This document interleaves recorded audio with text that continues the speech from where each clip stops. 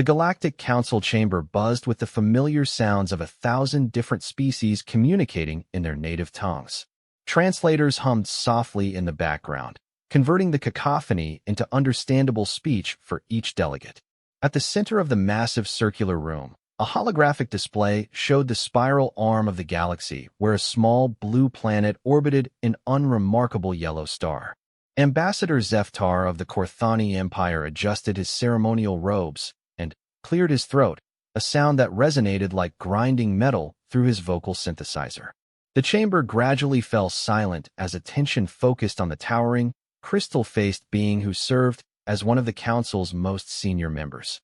"Esteemed colleagues," Zeftar began, his words carrying the authority of someone who had witnessed the rise and fall of civilizations. "We gather today to discuss the most amusing discovery our scout fleets have made in cycles. A species that has barely crawled out of their gravity well, yet somehow believes they pose a threat to established galactic powers." Laughter rippled through the chamber. The Vorthan delegate, a creature resembling a massive jellyfish with bioluminescent organs, pulsed with colors that indicated mirth. Near the back, the insectoid Crothan representatives clicked their mandibles in what passed for chuckling among their kind. "These humans," Zeftar continued, savoring the word like it tasted funny, "have sent us what they call a diplomatic message. They wish to join our council as equals." The laughter grew louder. But the truly entertaining part is their threat assessment. They believe their primitive chemical explosives and metal projectiles could somehow challenge our plasma cannons and energy shields. The holographic display shifted, showing images captured by long-range surveillance drones. Human soldiers marched in formation, carrying what appeared to be simple tubes that shot small pieces of metal. Primitive aircraft dropped crude explosive devices. Naval vessels launched missiles that seemed laughably slow compared to the speed of light weapons most council species had been using for millennia. Their most advanced weapon, Zeftar announced with theatrical flair, appears to be a device that splits atoms to create an explosion. "We, of course, have been using fusion reactors for everyday power generation since before their species discovered fire." Delegate Vashani of the Ethereal Collective raised a translucent hand. Her species had evolved beyond physical form eons ago, existing as pure energy contained within elegant crystalline bodies. Surely there must be something more to them? No species achieves faster-than-light travel without some level of sophistication. But that's the beauty of it, Zeftar replied. They haven't achieved faster-than-light travel. Their message reached us through an ancient relay beacon left behind by the predecessors. They don't even know how it works. They simply activated it by accident during one of their space exploration missions. The chamber erupted in renewed laughter. The concept of a species stumbling upon galactic communication technology without understanding its basic principles was genuinely amusing to beings who had been manipulating space-time for thousands of years. High Chancellor Morthdag of the Hegemony, a species that looked like a cross between a dragon and a computer, projected his voice across the chamber. "What do our military analysts suggest we do about this situation?" Zeftar's expression shifted to something resembling a smirk, though his crystalline features made emotions difficult to read. Fleet Admiral Korex has proposed what he calls educational warfare. A single battlecruiser would be sufficient to demonstrate the futility of their resistance. Perhaps we could even broadcast it to their planet as a learning experience. The Korthani Empire volunteers to provide this education, declared Warprime Theclon, Zeftar's military attaché. Theclon was a walking arsenal, his cybernetic body housing enough firepower to level a city. "Our newest battlecruiser, the Inevitable Conquest, has just completed its shakedown cruise. Captain Velox is eager to test her systems against targets." The suggestion was met with approval from the more militaristic council members. The peaceful species, led by the Harmony Collective's representative, offered token protests about unnecessary violence. But even they seemed curious about how such a primitive species would react to superior technology. "Very well," announced the council's AI moderator, its voice echoing from speakers throughout the chamber. "The motion to initiate first contact with the human species through a demonstration of superior military capability is approved by a vote of 847 to 23. with 130 abstentions. As the council session ended and delegates began filtering out, few paid attention to the small figure in the observation gallery. Ambassador Kira Thorne, Earth's first and only representative to witness a galactic council session, had watched the entire proceeding through a cloaked reconnaissance drone. The technology was stolen, naturally. Humans had become quite good at reverse engineering alien hardware they encountered in derelict ships. Kira's hands trembled as she saved the recording and prepared to transmit it back to Earth. The message would take weeks to reach home through the communication relay, but she had to try. Humanity had been preparing for this moment since they first detected artificial signals from space, but they had hoped for more time. Back on Earth, in a bunker deep beneath the Cheyenne Mountains, General Patricia Hayes received Kira's transmission with a mixture of resignation and grim satisfaction. The elderly soldier had spent her entire career preparing for the day when humanity would face an enemy from the stars. Now that day had arrived. "Get me President Chun," she ordered her aide, "and activate the Prometheus protocol. It's time to see if 20 years of preparation was enough." The aide's face went pale. Every military officer knew about the Prometheus protocol, though few knew the details. It was humanity's ultimate contingency plan, developed in secret by the brightest minds on Earth. The plan that assumed humanity would be outgunned, outnumbered, and underestimated in their first contact with alien intelligence. As klaxons began sounding in military installations around the globe, General Hayes allowed herself a thin smile. The aliens had made their first mistake. They thought they knew what humans were capable of based on their primitive technology. They were about to learn why humanity had never been conquered by any enemy, terrestrial or otherwise. In orbit around Earth, automated defense platforms that had been disguised as space debris for decades slowly powered up. On the moon's hidden face, railgun batteries emerged from concealed installations. In the asteroid belt, mining operations that had never mined anything began revealing their true purpose. The Korthani Empire's battlecruiser Inevitable Conquest was 3 days away from Earth, its crew confident in their mission to educate a primitive species about their place in the galactic hierarchy. Captain Velox had even decided to broadcast the engagement to his home world as entertainment. What Captain Velox didn't know was that humanity had been listening to alien communications for decades. They knew about plasma weapons and energy shields. They understood that conventional kinetic weapons would be useless against advanced alien defenses. That's why humanity's true weapons were anything but conventional. In research facilities hidden around the world, scientists made final adjustments to devices that bent the laws of physics in ways that would surprise even the advanced alien species. Weapons that didn't rely on crude chemical explosives or simple kinetic energy, but on far more fundamental forces. Dr. Sarah Chun, the president's daughter and head of the Prometheus Research Division, stood before a massive device that hummed with barely contained energy. It looked like a cathedral-sized particle accelerator mated with a quantum computer, all surrounding a core that seemed to bend light around itself. "Status report," she called out to her team. "Quantum entanglement stabilizers online," reported her chief physicist. "Dimensional fold generators at full capacity. Reality anchors holding steady. Temporal distortion field is ready for deployment," added the temporal mechanics specialist. "We've managed to create a localized time differential of approximately 10,000 to 1. Dr. Chen nodded. The aliens had advanced technology, but they still thought in terms of conventional physics. Humans had been forced to think outside the box from the beginning, simply because they lacked the advanced materials and energy sources other species took for granted. The result was weapons that attacked problems from angles no rational species would consider. "Begin final preparations," she ordered.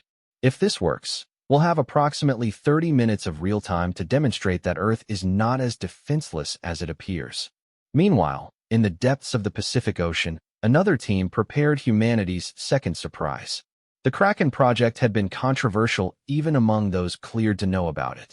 Using alien technology recovered from crash sites and combined with human ingenuity, they had created something that would have been impossible for either species alone. Admiral Chen Wei, no relation to the president despite the shared surname, reviewed the final systems check on humanity's most closely guarded secret. The submarine wasn't really a submarine at all. It was a mobile weapons platform that could move through dimensions as easily as through water. All stations report ready, his second-in-command announced. Dimensional drives are stable, quantum torpedoes are armed, and the reality disruption cannon is charged. Good, Admiral Chen replied. Remember, we have one chance to make an impression. If we fail here, there won't be a second opportunity. As the Korthani battlecruiser approached Earth's solar system, Captain Velox was in an excellent mood. His ship was one of the most advanced in the Empire's fleet, equipped with weapons that could glass entire continents and shields that had never been breached in combat. His crew of 50,000 was experienced and disciplined. Against a primitive species that still used chemical rockets, the outcome was so certain it was almost boring. Captain, reported his sensor officer, we're detecting some unusual readings from the third planet's moon. Probably just their primitive attempts at space travel, Velox dismissed. Maintain course and prepare to enter orbit. I want a full spectacle when we demonstrate the futility of resistance. The sensor officer frowned at his displays. Sir, I'm reading massive energy signatures throughout the system. It's almost like they have a network of hidden installations, but that's impossible given their technology level. Impossible is correct, Velox agreed. Focus on real threats, not sensor ghosts. What Captain Velox didn't know was that humanity's greatest advantage wasn't their technology. It was their willingness to do things that seemed impossible to more logical species. While other races had spent millennia perfecting their mastery of known physics, humans had developed an almost supernatural ability to find loopholes, exploit oversights, and turn weaknesses into strengths. The battle of first contact was about to begin, and the galaxy was about to learn why humans had a saying. It's not the size of the dog in the fight, it's the size of the fight in the dog. As the alien warship crossed the orbit of Mars, automated beacons throughout the system began broadcasting a simple message in the Korthani language. Unknown vessel, you are entering a restricted military zone. Withdraw immediately or defensive measures will be taken. Captain Velox laughed so hard he nearly fell from his command chair. The primitives were trying to warn off a ship that could destroy their entire civilization. It was like an insect threatening a starship. Send a response, he ordered. Tell them they have 1 hour to surrender unconditionally, or we will begin orbital bombardment of their major population centers. The response that came back was not what he expected. Negative. You have 60 seconds to reverse course. This is your final warning. Velox's amusement turned to annoyance. These humans apparently needed a more direct lesson in humility. Weapons officer, target their largest city with a low-yield plasma burst. Let's show them what they're dealing with. Aye, sir. Targeting North American continent. Coordinates locked. Fire. The inevitable conquest's main plasma cannon swiveled toward Earth and discharged a bolt of superheated energy that could vaporize a mountain. It was a warning shot, barely a fraction of the weapon's full power, but it should have been more than sufficient to destroy several city blocks and make humanity's position clear. Instead, something impossible happened. The plasma bolt struck an invisible barrier 50,000 kilometers from Earth and simply vanished. Not deflected, not absorbed, vanished, as if it had never existed at all. What just happened? Velox demanded. I don't know, sir. Our sensors show the bolt was fired normally, but it disappeared before reaching the target. Before Velox could respond, alarms began screaming throughout his ship. The tactical display showed impossible readings, enemy contacts appearing from nowhere, weapon signatures that matched no known technology, and energy readings that defied the laws of physics. Sir, the communications officer reported with barely controlled panic. We're receiving a transmission from the humans. Put it through. The main view screen flickered and displayed a middle-aged human woman in a military uniform, standing in what appeared to be a command center. Behind her, status boards showed readings that would have been impressive even on a Korthani vessel. I am General Patricia Hayes of the United Earth Defense Force, the woman said calmly. You have fired upon a civilian population center. This constitutes an act of war under galactic law. You have one opportunity to surrender your vessel peacefully. Velox stared at the screen in disbelief. This primitive was actually threatening him. Do you have any idea what you're dealing with? This is a Corthani battlecruiser with enough firepower to sterilize your entire planet. General Hayes smiled, and there was something in that expression that made Velox's blood run cold. Captain, you seem to be under the impression that we're the primitives in this situation. Allow me to correct that misconception. The view screen went black, leaving Captain Velox staring at his own reflection in the dark display. Around him, the bridge of the inevitable conquest hummed with nervous energy as his officers tried to make sense of readings that violated everything they knew about physics. Sir, the tactical officer reported, his voice tight with confusion, I'm detecting massive gravitational anomalies throughout the system. It's as if space itself is being manipulated. Velox's training kicked in. He had been in combat for over 2 centuries, had fought against rebels, pirates, and even other galactic powers. Whatever tricks these humans possessed, they were still primitives who had stumbled onto some ancient technology they didn't understand. All stations, battle alert, he commanded. Raise shields to maximum power and charge all weapon systems. Sensors sweep the entire system. Find me those hidden installations. The inevitable conquest's advanced sensors swept across the solar system, penetrating through asteroid fields, scanning planetary surfaces, and probing the vacuum of space for any sign of human military assets. What they found defied explanation. Captain, the science officer called out, his multifaceted insectoid eyes reflecting the strange readings on his instruments. There are installations everywhere. On the moon, in the asteroid belt, hidden in gas-giant atmospheres, even what appears to be structures inside the sun itself.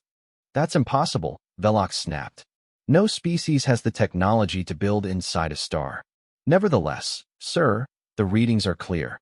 And the energy signatures, they're not like anything in our databases. Before Velox could respond, the ship shuddered. Not from impact, but as if reality itself had hiccuped around them. The lights flickered, gravity fluctuated for a moment, and several crew members reported feeling dizzy. What was that? Velox demanded. Unknown, sir.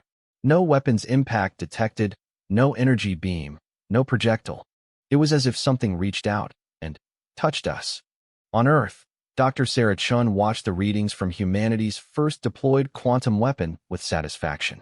The probability cannon had performed exactly as designed, creating a localized distortion in reality that had briefly made the alien ship's existence uncertain. The effect was temporary, designed more to confuse than destroy, but it demonstrated capabilities that should terrify any rational enemy. Phase 1 complete, she announced to her team. The target has been marked by quantum entanglement. All subsequent weapons will now treat their shields as non-existent. The beauty of quantum warfare wasn't in brute force, but in redefining the rules of engagement. If conventional wisdom said that shields protected against energy weapons, then quantum weapons simply changed what constituted a valid target. The alien ship's shields were now calibrated to protect against threats that existed in normal spacetime. They provided no protection against weapons that attacked from parallel dimensions. Meanwhile, Admiral Chen Wei prepared to demonstrate humanity's second surprise. The DSS Kraken rose through dimensional layers like a submarine surfacing from the deep ocean, emerging into normal space directly beneath the Corthani battlecruiser. Sir, the alien ship's sensor officer reported frantically, massive contact appearing directly below us. No idea how it got there without being detected. Velox looked at the tactical display and felt his confidence waver for the first time. The human vessel was massive, easily 3 times the length of his battlecruiser, and its energy signature was completely alien to Corthani sensors. Worse, it had appeared from nowhere, suggesting stealth capabilities far beyond what any primitive species should possess. All weapons, target the human vessel. Fire at will. The inevitable conquest's arsenal unleashed hell. Plasma cannons, particle beams, quantum torpedoes, and gravitational warheads all struck the human ship simultaneously. The combined firepower could have destroyed a small moon. The weapons passed through the human vessel as if it weren't there. Report. Velox shouted. All weapons found their targets, but the enemy ship appears to be in a state of dimensional flux. Our attacks are striking it in normal space, but the ship exists partially in parallel dimensions. On the Kraken's bridge, Admiral Chun Wei watched the alien weapons pass harmlessly through his ship's shifted hull. Amazing, he murmured. Their technology is exactly as primitive as we hoped. Dimensional shielding was our first breakthrough after reverse engineering the crashed ships. I'm surprised they haven't developed it themselves. Sir, his weapons officer reported. Target is locked, and dimensional phase matching is complete. Fire quantum torpedoes. Let's show them what real weapons look like. The Kraken's torpedo tubes opened, but instead of launching conventional projectiles, they fired something far more exotic. Quantum torpedoes existed in a state of probability until the moment of impact, making them impossible to intercept or defend against. They appeared directly inside the Korthani ship's hull, bypassing all shields and armor. The explosions that followed weren't chemical or even nuclear. They were tears in space-time itself, creating localized implosions that crushed matter down to the subatomic level. 3 of the inevitable conquest's secondary hulls simply ceased to exist, leaving behind perfectly spherical voids. Alarms screamed throughout the Korthani vessel as emergency force fields activated to contain the damage. Half the crew quarters had been destroyed instantly, and the ship's structural integrity was compromised. But worse than the physical damage was the psychological impact. The humans had weapons that could strike through any defense. Damage report. Velox demanded, his composure finally cracking. Sections 7 through 12 are gone, sir. Complete structural failure in the port wing. We've lost 15,000 crew members and most of our secondary systems. Velox stared at the tactical display in horror. A single volley from the human vessel had done more damage than most enemies could inflict in an extended battle. His ship was crippled, his crew was dying, and he had no idea how to fight an enemy that existed in multiple dimensions simultaneously. Sir, the communications officer called out. We're receiving another transmission from the human commander. General Hayes appeared on the screen again, but this time she wasn't alone. Behind her stood figures in uniforms representing every nation on Earth, a united front that spoke volumes about humanity's preparation for this moment. Captain Velox, she began, her tone conversational despite the devastation she had just inflicted. I believe introductions are in order. You've just experienced a demonstration of our dimensional warfare capabilities. What you witnessed was a single ship using basic defensive measures and minimal offensive firepower. She gestured to a display behind her showing the positions of ships throughout the solar system. We currently have 47 vessels positioned around your ship, each equipped with quantum weapons and reality manipulation technology. Your shields, armor, and conventional defenses are useless against these systems. Velox found his voice. This is impossible. You're a primitive species. We've seen your technology, chemical rockets, and metal projectiles. Yes, you've seen what we wanted you to see, General Hayes agreed. Tell me, Captain, what do you know about human military doctrine? The question caught Velox off guard. What does that matter? Humans have been fighting each other for thousands of years. We've developed certain principles that might seem strange to a species with overwhelming technological superiority. One of those principles is that the enemy should never know your true capabilities until it's too late to matter. She turned to gesture at another display showing Earth's hidden installations. When we discovered we weren't alone in the universe, we faced a choice. We could announce ourselves and hope for peaceful contact, or we could prepare for the worst while hoping for the best. We chose preparation. For the past 50 years, every space mission, every satellite launch, every scientific expedition has had a dual purpose. We've been building a defense network throughout our solar system while maintaining the appearance of a species that has barely achieved spaceflight. The display shifted to show the installation hidden within the sun itself. Our stellar foundries have been manufacturing quantum weapons using the sun's fusion reactions as raw material. Our lunar bases have been developing reality anchor technology to prevent enemy ships from using dimensional manipulation against us. Our asteroid mining operations have been creating gravitational weapon platforms. Velox felt the last of his confidence drain away. The humans hadn't just prepared for contact. They had prepared for war with opponents possessing technology centuries beyond their own. And they had done it in secret, maintaining perfect operational security while building an arsenal that could challenge the galaxy's most advanced civilizations. But the most important thing you need to understand, General Hayes continued, is that everything you've seen so far represents our defensive capabilities. We haven't shown you what human weapons can do when we're actually trying to hurt someone. On cue, space around the Corthani battlecruiser began to change. Stars seemed to bend and twist as gravitational lenses focused energy from across the galaxy into the local area.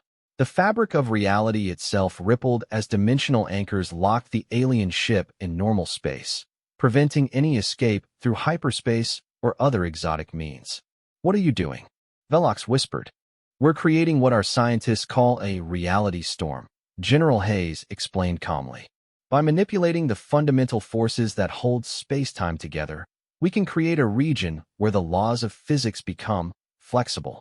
Your ship's systems are designed to operate under normal physical laws. In a reality storm, those assumptions no longer apply. The inevitable conquest began experiencing impossible malfunctions. Energy flowed backward through power conduits, gravity shifted randomly throughout the ship, and the passage of time became inconsistent between different sections.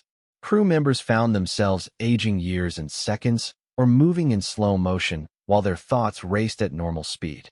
"Stop this," Velox pleaded. "We surrender." "I'm afraid it's not that simple," General Hayes replied. "You see, Captain, your civilization made a critical error in judgment. You assumed that primitive technology meant primitive thinking. You believe that because we use chemical propulsion and kinetic weapons for basic applications, we must be incapable of advanced concepts." The reality storm intensified, and the Corthani ship began breaking apart at the molecular level as the forces holding matter together became unreliable. Emergency systems tried to compensate, but they had never been designed to function when the basic constants of physics were in flux. The truth is that human technology evolved along a completely different path than yours. While you perfected energy manipulation and plasma physics, we mastered chaos theory and quantum mechanics. While you built better weapons, we learned to rewrite the rules that define what weapons can exist. Throughout the Galactic Council chamber, representatives watched the battle through long-range sensors with growing horror. What they had expected to be a simple demonstration of superior firepower had become a nightmare that challenged everything they thought they knew about warfare and technology. Ambassador Zeftar's crystalline features reflected the impossible readings from his instruments. "This can't be happening," he whispered. "No primitive species should possess this level of capability." "Perhaps," suggested Delegate Vashon I of the Ethereal Collective, "we were wrong about which species was primitive." The statement hung in the air like a curse. For the first time in galactic history, an unknown species had demonstrated technology that surpassed the Council's most advanced civilizations. The implications were staggering. If humans could develop such capabilities in secret, what other surprises might they have prepared? Back at the battle, General Hayes made her final offer. "Captain Velox, I'm going to give you a choice that your civilization didn't give us. You can surrender your ship and crew, and they will be treated according to galactic law. In return, you will carry a message back to the Corthani Empire and the Galactic Council."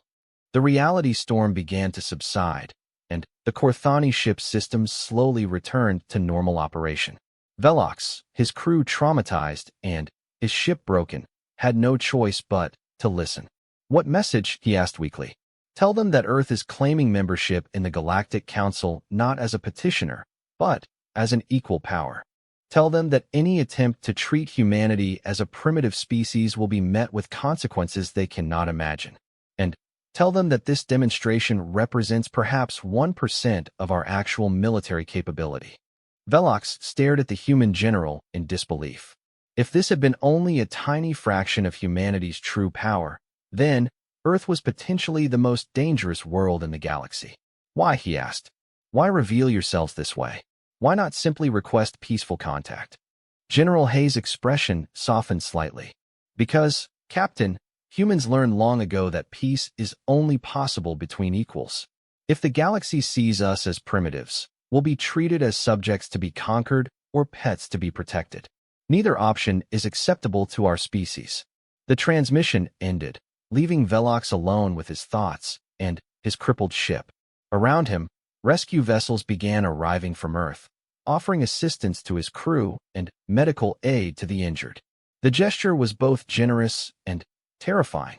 The humans were demonstrating that they could destroy their enemies or save them with equal ease. As the inevitable conquest limped away from Earth under human escort, Captain Velox began composing the most difficult report of his career.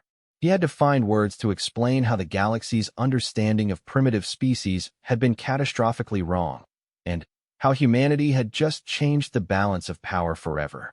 The age of human submission was over before it had begun. The age of human dominance was just starting. The emergency session of the Galactic Council convened in chaos. For the first time in 3,000 years, every species representative was present, even those who typically sent only holographic delegates. The chamber buzzed with frightened whispers, heated arguments, and desperate calculations as the galaxy's leaders tried to process what they had witnessed. Captain Velox stood at the center of the assembly, his once proud uniform torn and stained, his crystalline captain's insignia cracked from the reality storm's effects. The proud Corthani warrior who had departed for Earth with supreme confidence now looked like a broken shell of his former self. "Tell them again," demanded Warprime Theclon, his cybernetic enhancements sparking with barely contained rage. "Tell the Council exactly what these humans did to the inevitable conquest." Velox's voice was hollow as he recounted the battle for the fourth time. "They possess weapons that attack through parallel dimensions. Their defenses exist in multiple layers of reality simultaneously. They can manipulate fundamental physical constants within localized areas. And, according to their commander, everything we witnessed was a demonstration using minimal force." High Chancellor Morthdag of the Hegemony studied the technical data with his enhanced computational abilities. "These readings are impossible," he declared. "Reality manipulation on this scale requires energy outputs equivalent to a star's entire annual production. No single planet could generate such power. Unless," interrupted Dr. Keth Mori of the Scientific Consortium, her tentacled form writhing with excitement despite the dire circumstances, "they have learned to tap into fundamental forces we haven't discovered yet. The energy readings suggest they're drawing power directly from quantum vacuum fluctuations." The implications sent a chill through even the most advanced species present. Vacuum energy was theoretically limitless, but every attempt to harness it had resulted in catastrophic explosions that could destroy entire star systems. If humans had found a way to safely utilize that power source, they possessed capabilities beyond anything the galaxy had ever seen. Ambassador Zeftar struggled to maintain his composure as the architect of what was now being called the greatest intelligence failure in galactic history. His recommendation to treat Earth as a primitive threat had led to the first military defeat the Council had suffered in millennia. "We need to consider our response carefully," he urged the Assembly. "Perhaps we acted hastily in dismissing their capabilities. A diplomatic solution might still be possible." Diplomacy. Warprime Theclon's mechanical voice rose to a roar. "They humiliated the Corthani Empire's finest battlecruiser. They demonstrated weapons that make our entire military doctrine obsolete. There can be only one response to such aggression."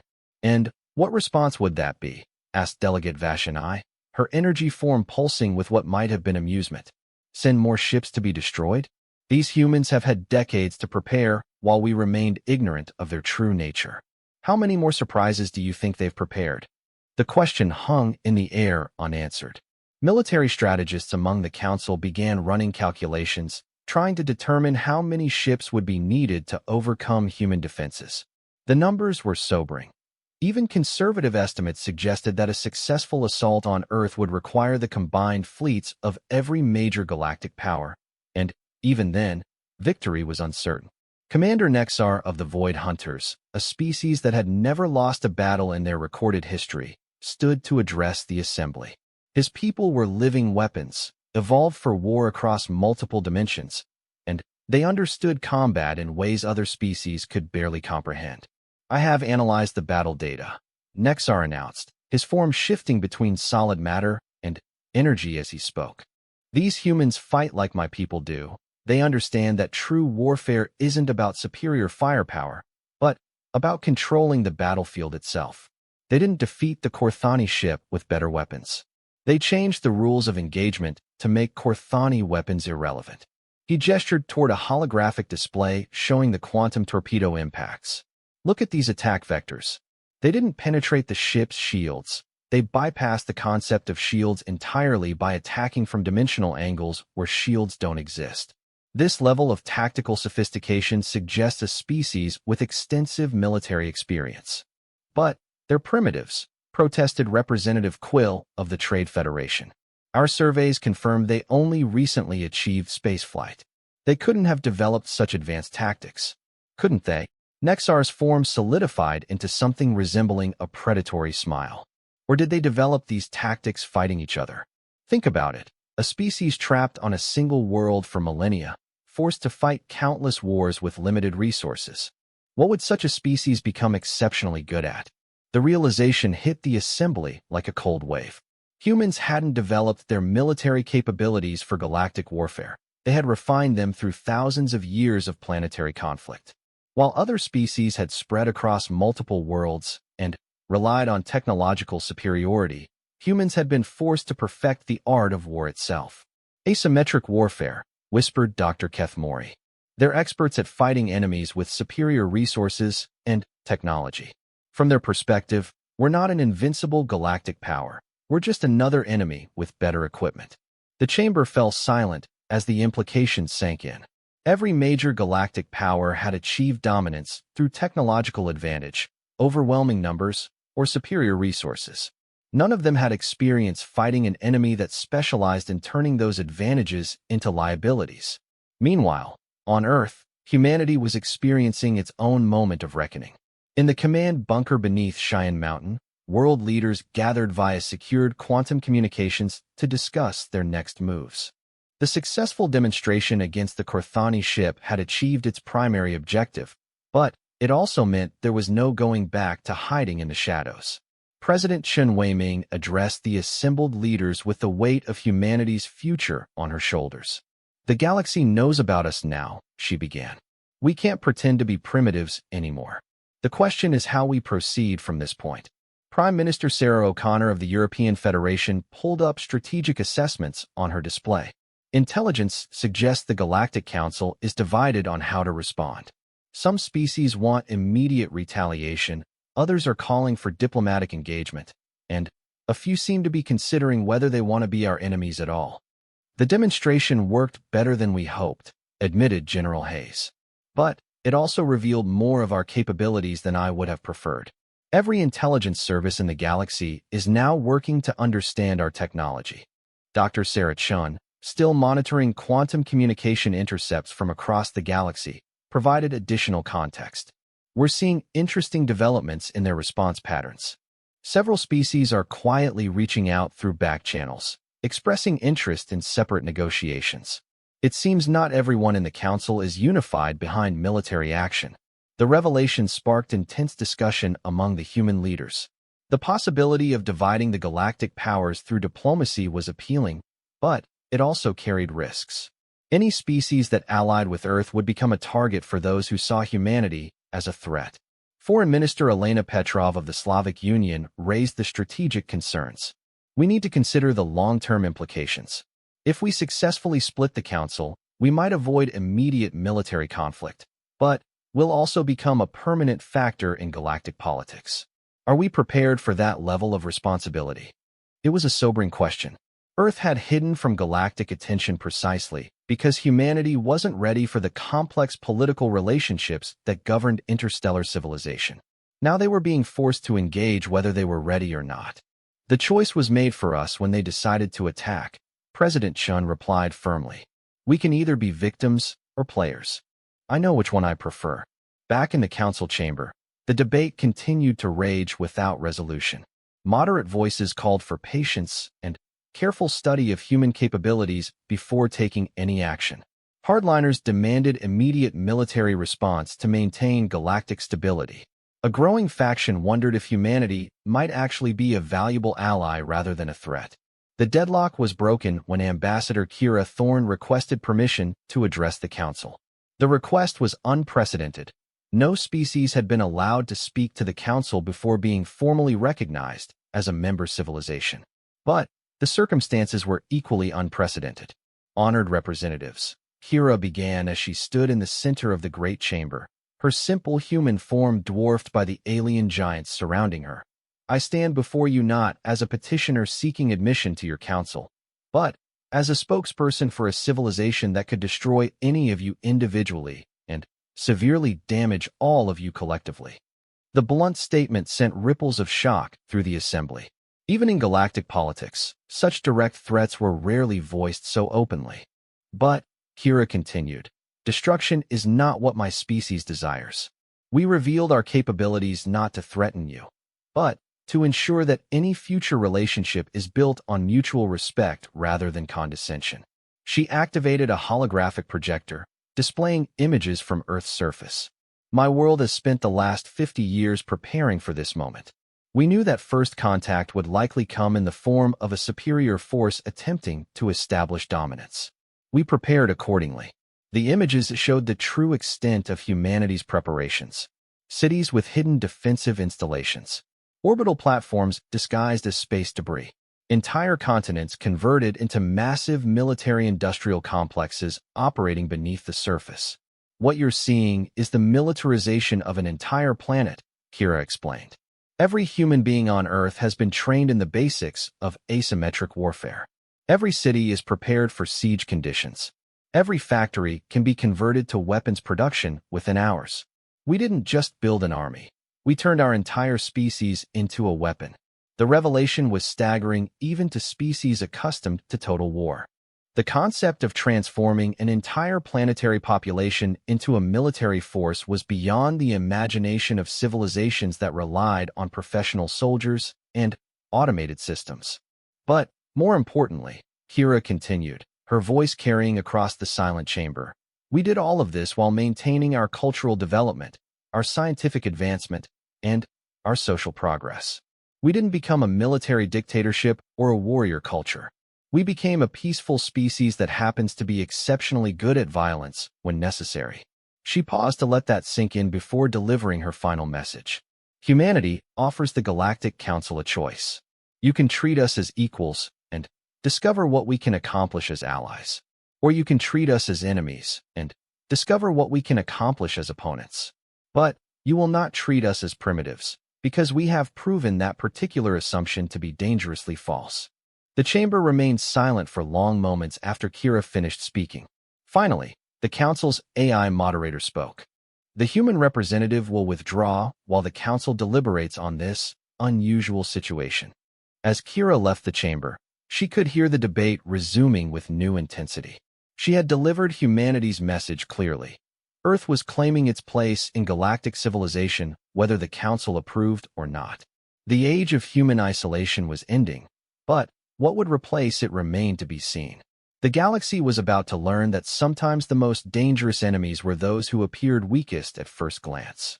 And, somewhere in the depths of space, automated monitoring stations belonging to species not yet encountered by either humanity or the Council began detecting the energy signatures from the battle near Earth.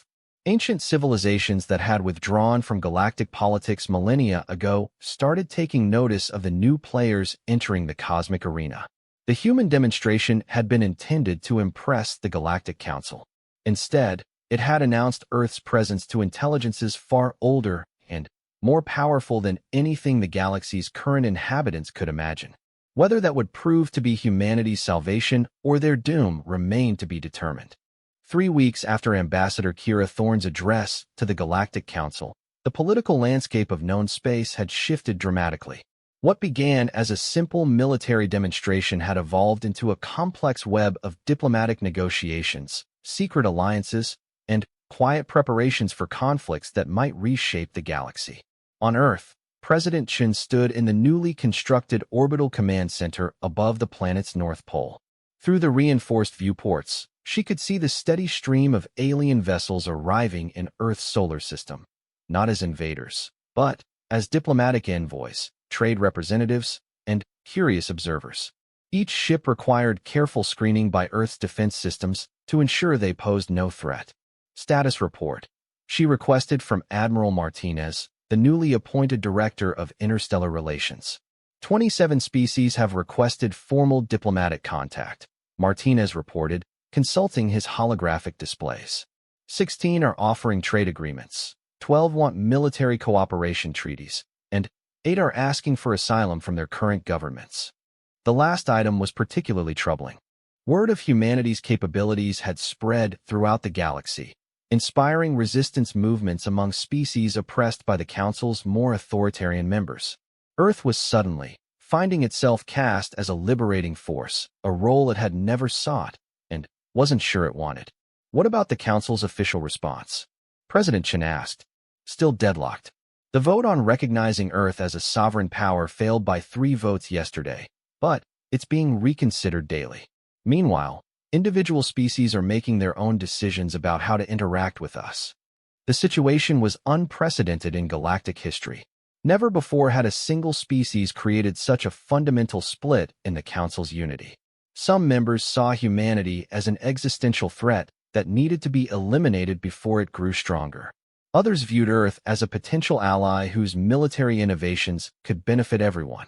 A growing number simply wanted to avoid being on the wrong side of what appeared to be an inevitable conflict. Dr. Sarah Chun entered the command center carrying data tablets filled with intelligence reports from across known space. As head of the Prometheus Research Division, she had become humanity's primary analyst of alien technology and political systems. "We have a problem," she announced without preamble. "Our intelligence networks are picking up massive military buildups in 3 different sectors. The Korthani Empire is mobilizing their reserve fleets. The Hegemony is activating warship production facilities that have been dormant for centuries. And something called the Dark Assembly is emerging from the galactic rim." President Chun felt her stomach tighten. The Dark Assembly? A coalition of species that were expelled from the Council for various crimes against galactic law.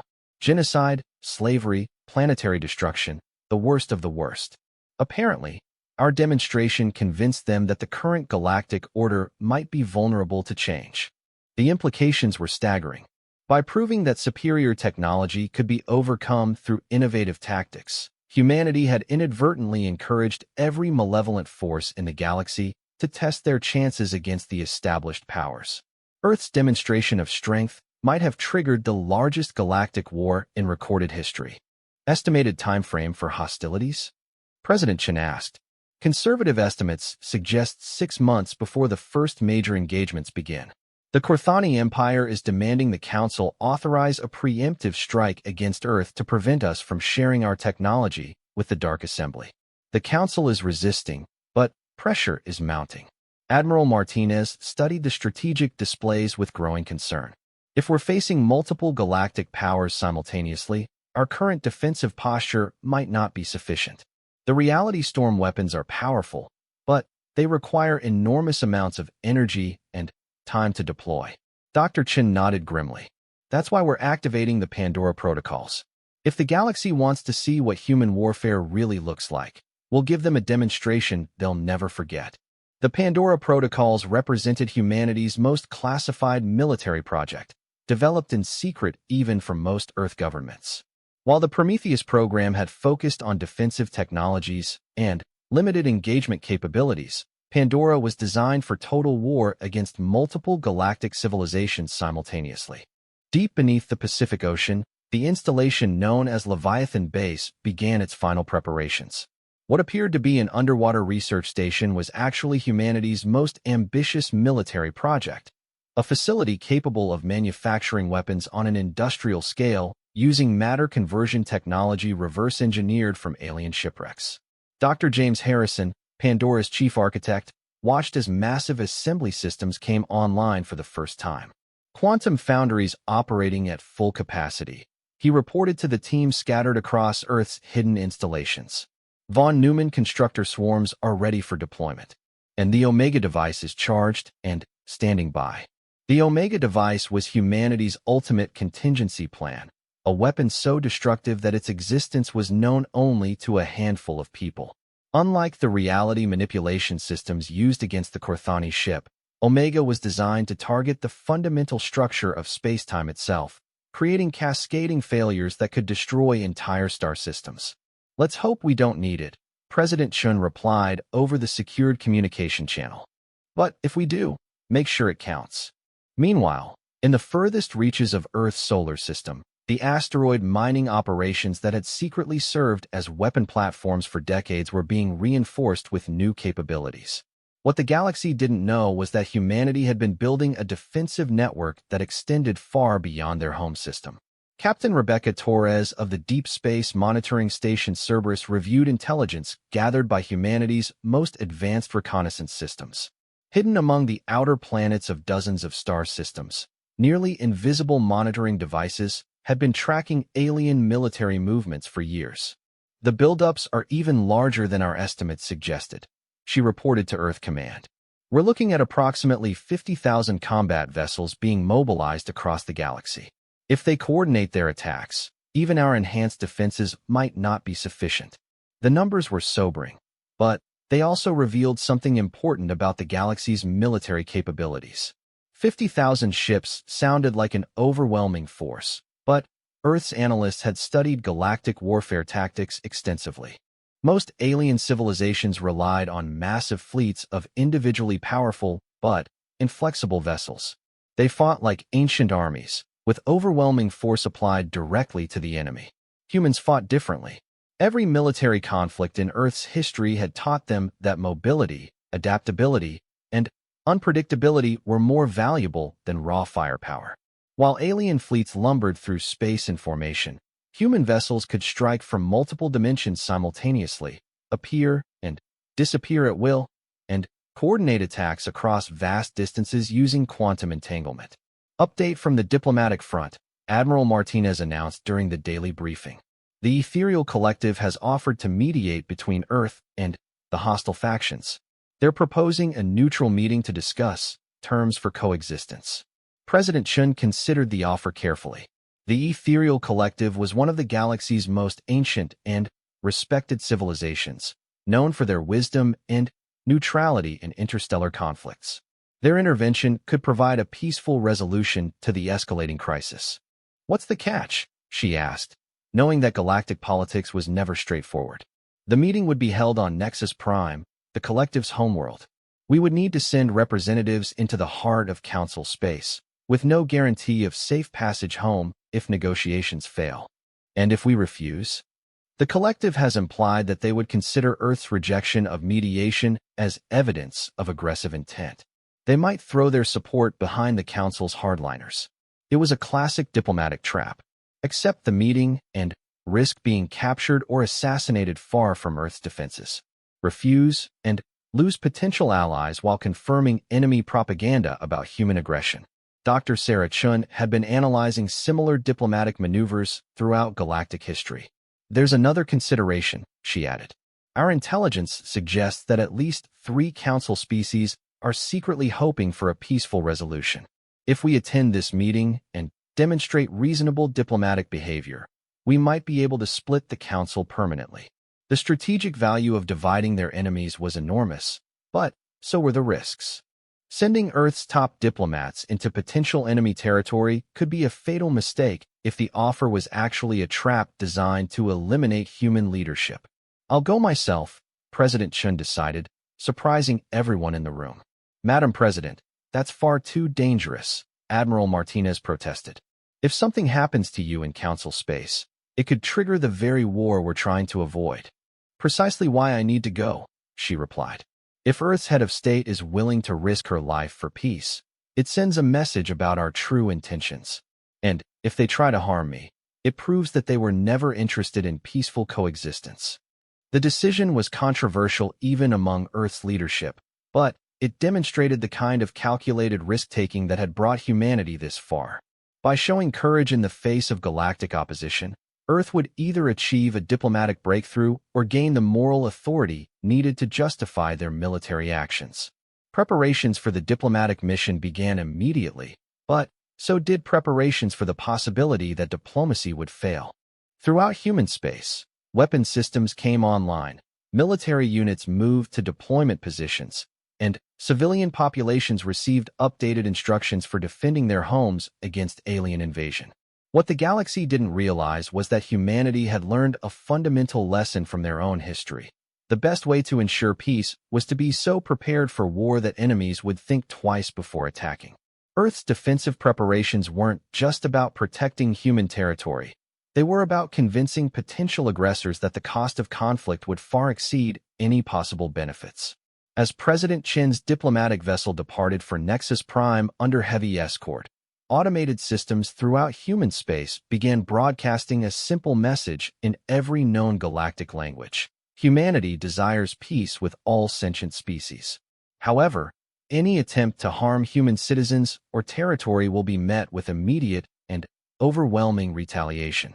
Choose your actions carefully. The message was received across the galaxy within hours, reaching even the most remote outposts and hidden fleets. For the first time in galactic history, a single species had issued a direct warning to every other civilization simultaneously. Some viewed it as an act of supreme arrogance. Others saw it as a statement of reasonable self-defense. But everyone understood that the galaxy was approaching a turning point that would determine the future of interstellar civilization. The age of human diplomacy was about to begin, but the age of human warfare was waiting in the shadows, ready to emerge if peaceful solutions proved impossible. On the bridge of her flagship, Warprime Theclon of the Korthani Empire studied the human message with growing rage. Her people had been humiliated by a species they had dismissed as primitives. Now those same primitives were issuing ultimatums to the entire galaxy as if they were equals. Prepare the final assault plan, she ordered her staff. If the ethereal collective's mediation fails, we will show these humans what it means to challenge the galactic order. This time, we won't underestimate them. The stage was set for either the galaxy's greatest diplomatic achievement or its most devastating war.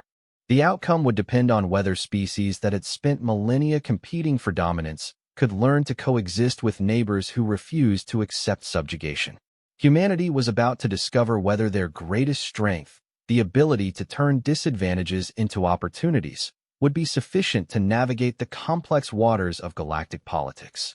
The answer would determine not just Earth's future, but the future of every species in known space.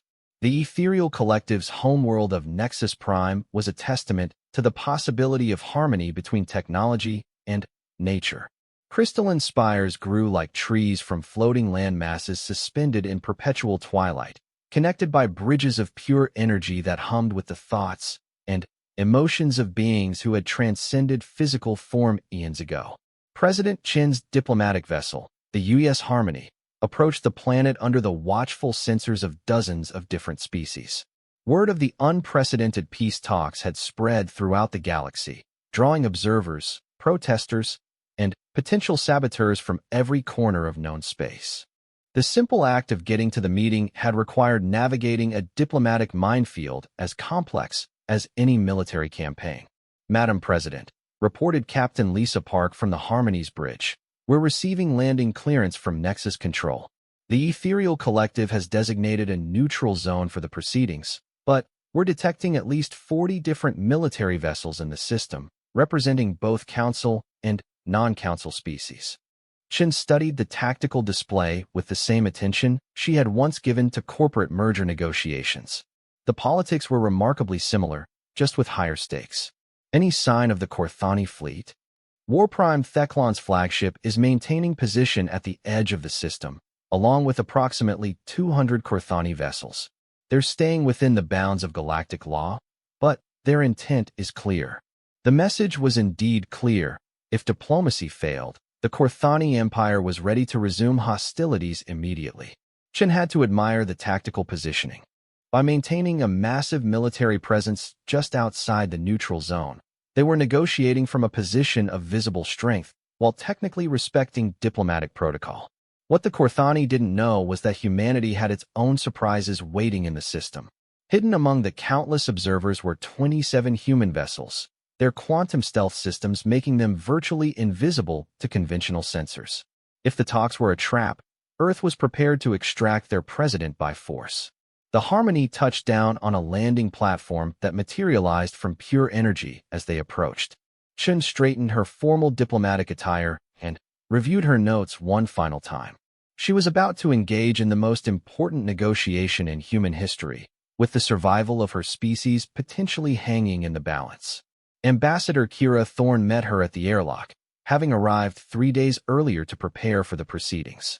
The ethereals have outdone themselves, she reported quietly as they walked through corridors that seemed to be made of crystallized thought. They've managed to get representatives from 87 different species to attend, including several that haven't spoken to each other in centuries. What's their agenda? Chen asked, her presidential instincts warning her that such broad attendance wasn't necessarily in humanity's favor. That's the interesting part. The ethereals aren't just mediating between Earth and the Council. They're using our situation as a catalyst to address fundamental questions about galactic governance, territorial sovereignty, and the rights of emerging civilizations. The implications were staggering. What had begun as a simple dispute over Earth's status had evolved into a constitutional convention for the entire galaxy. Chen realized that she wasn't just negotiating for humanity's survival. She was participating in the creation of a new galactic order. The main conference hall was a sphere of transparent energy, suspended in the middle of a vast crystalline cathedral. As Chen entered, she found herself surrounded by the most diverse collection of sapient life forms she had ever seen. Some resembled Earth creatures, others defied description, and a few appeared to be living concepts given physical form. At the center of the sphere sat the ethereal collective's primary representative, a being of pure consciousness housed within a body of flowing light. When it spoke, its words bypassed language entirely, communicating meaning directly to each listener's mind. "We gather at a crossroads," the ethereal announced to the assembly. For millennia, galactic civilization has operated under principles established when the current dominant species were young. But the emergence of humanity has revealed flaws in our foundational assumptions about technological development, military capability, and civilizational maturity. Warprime Theclon, attending virtually through a holographic projection, immediately objected. The foundational principles of the Council are sound. What we face is not a flaw in our system, but an anomaly that threatens galactic stability. The human species developed their capabilities through deception and aggression, hiding their true nature while secretly preparing for war. An interesting perspective, Chen replied, standing to address the assembly for the first time. But I would argue that we developed our capabilities through necessity and wisdom. We observed galactic civilization from a distance and recognized that peaceful species were often conquered or subjugated by those with superior technology. We chose to ensure that would not be humanity's fate. Delegate Vashani of the ethereal collective pulsed with what might have been approval. The human response raises fundamental questions about the current galactic order. Should emerging species be required to accept subordinate status? Should technological advancement be the primary measure of a civilization's worth? Should military weakness be considered a moral virtue? The question struck at the heart of galactic politics in ways that made every species representative uncomfortable. The current system worked well for established powers, but it offered little hope for worlds that hadn't achieved technological parity with their neighbors. Representative Nexar of the Void Hunters shifted between dimensional phases as he spoke. The humans have demonstrated something we all thought impossible, that a species can achieve military parity with galactic powers through innovation rather than raw technological advancement. This changes the fundamental assumptions underlying our entire civilization. It changes nothing, Warprime Theclon declared. Military capability without proper understanding of galactic law and custom is dangerous to everyone. These humans may have powerful weapons, but they lack the wisdom to use them responsibly. Chen smiled at the accusation. Warprime, with respect, you opened fire on civilian population centers without warning or provocation. If anyone here lacks the wisdom to use weapons responsibly, I would suggest looking in a mirror. The exchange drew supportive murmurs from several species that had suffered under Corthani aggression over the centuries. Chen was beginning to understand why the ethereals had assembled such a diverse group. They wanted to address not just humanity's status, but the broader problems with galactic governance. Dr. Keth Mori of the Scientific Consortium activated a holographic display showing technological development patterns across known species. The data suggests that humanity's approach to technological development is not anomalous, but simply different from the current galactic norm. While most council species achieved advancement through steady progression over millennia, humans compressed their development cycle through intensive innovation under pressure. The analysis sparked intense debate among the assembled representatives. Several species admitted that their own development had followed similar patterns before they achieved galactic recognition, but those histories had been forgotten or suppressed over time. Chancellor Morthdag of the hegemony computed the implications with his enhanced processing capabilities. If we accept the human model as legitimate, we must also acknowledge that any species might achieve similar capabilities given sufficient motivation and time. This could destabilize the entire galactic power structure, or it could strengthen it, suggested Elder Wisdom Keeper Zale of the Ancient Conclave, a species so old they remembered the founding of the current galactic order. Perhaps stability built on suppressing emerging civilizations is not truly stable at all. The comment sent shock waves through the assembly.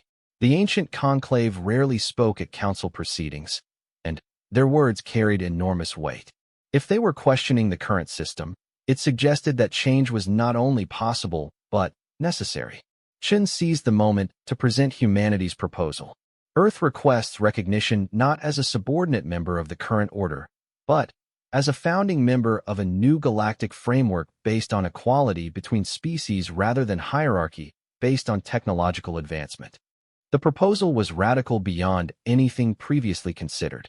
Rather than asking to join the existing council, humanity was suggesting that the council itself was obsolete and needed replacement.